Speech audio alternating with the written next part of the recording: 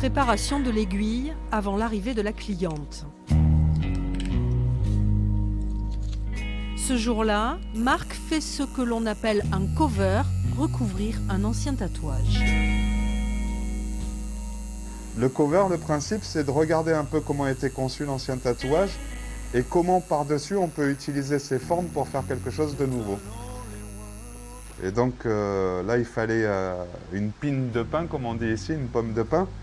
Donc j'ai suivi l'ancien tracé pour réaliser quelque chose d'autre. Marc est un artiste sur peau. Son crayon est désormais indélébile. Lorsqu'elles apparaissent, ses créations sont souvent spectaculaires. C'est une œuvre d'art, quoi. Je suis venue ici par curiosité à la base. Et en fait, le feeling est passé avec Marc.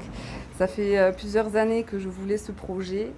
Et puis en fait, je suis conquise, quoi. À 48 ans, Marc Large vient d'arriver dans le milieu du tatouage.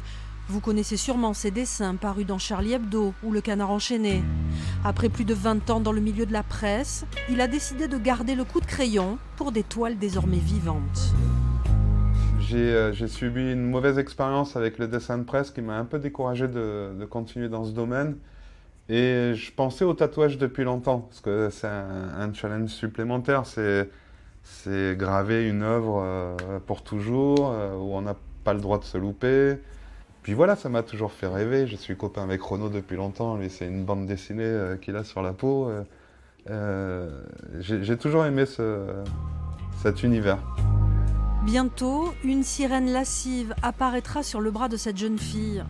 Marc Large s'est installé à Orthez pour sa nouvelle passion, mettre sa créativité au service de corps en attente de transformation.